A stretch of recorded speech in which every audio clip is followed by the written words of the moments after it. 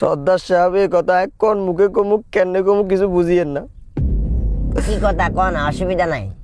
আর উপযুক্ত বনিয়ারে আন্নের ভাতিজা আশরাফুল দর্শন করছে কাকা। আর কত কষ্ট করে মানুষ করছি আন্নে পালা করিয়ে জানেন।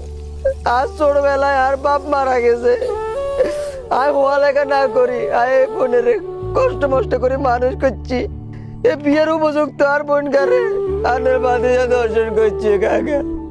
কি আশরাফুল, এতে যেটা করে এটাকে হাসা নাকি? একদম মিছে কথা কাকা। আই কোনো এগুলো তুই আজ চোখের দিকে রেনি তারপরে ক। কাকা আই উঠে আয় তোর বয়সী অতিক্রম করে আইনু তুই আর তুই মিশা কথা কো বাইসতে পারবি কেন?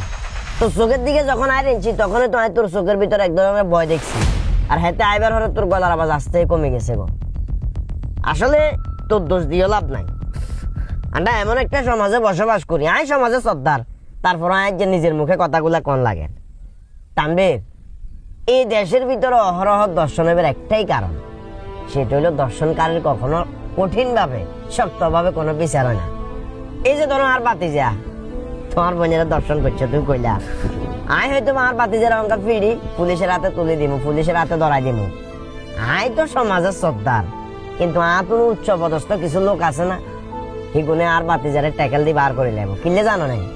কারণ এই টাইপের কাজগুলা যারা করে এদেরকে দিয়ে অনেক বড় বড় নেতারা অনেক বড় বড় অপকর্ম করাইতে পারে, খারাপ কাজে ব্যবহার করতে পারে।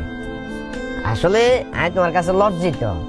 তোমার কি কই সান্ত্বনা দিব, কিংবা কি কইলে তুমি শান্ত হইবা, অথবা কি কই তোমার বুঝ দিব, ওই জিনিসটা আমি বুঝি হারিয়েন না।